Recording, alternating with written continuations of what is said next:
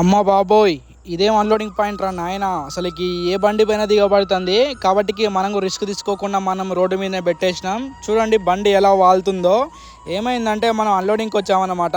Side gravel అనేది రీసెంట్‌గా పోసి పైన డస్ట్ పోసిండు. అయితే మనం కొంచెం టైట్‌గా ఉందనేసి బండి ముందు తీసుకొచ్చినాం. ఇక అన్‌లోడింగ్ అనేది ఇప్పుడు మనం ఎక్స్‌కవేటర్‌తోనే అన్‌లోడ్ చేసుకోవాలి. ఆల్మోస్ట్ ఇక్కడ దాకా అయిపోయింది.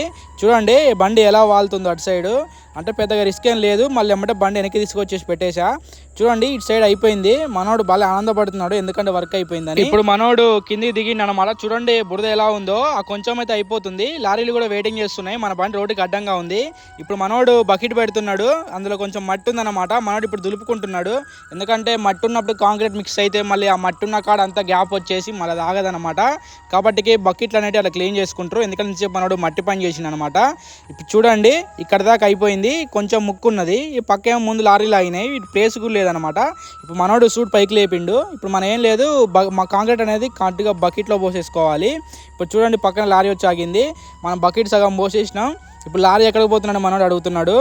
చూడండి ఇక్కడ నుంచి ఏం లేదు. ఎంత పెద్ద కాస్ట్లీ మిషన్ అయినా సరే మన కాంక్రీట్ దగ్గర యూజ్ఫుల్ అయితే దాన్ని వాడుకునే ఉంటారు. జేసీపీలకి ఇలా ఎక్స్వేటర్లకి 100% అజెక్సుల దగ్గర ఎక్కడైనా కాంక్రీట్ అనేది నడిచే కాడ బండ్లు ఉంటే మాత్రం 100% వాటితోనే కాంక్రీట్ అనేది పోపించుకుంటారు. అది చూడండి ఎలా నీట్గా పోస్తుందో. కాబట్టి దానివల్ల కొంచెం రిస్కే ఉంటుంది. కాంక్రీట్ అటు ఇటు అవుతుంది. మంచి మంచి ప్లేసులు కానీ వాటితో పోసారనమాట. చూడండి ఇప్పుడు ఆ ముక్క అయిపోయింది. ఇంకా ఆపోజిట్ అవతల పక్క కొంచెం ఉన్నది. ఇక మనోడికి కొంచెము చికాకే అనిపిస్తుంది. ఎందుకంటే రావాలి ముందుకు వెనక్కి పోవాలి.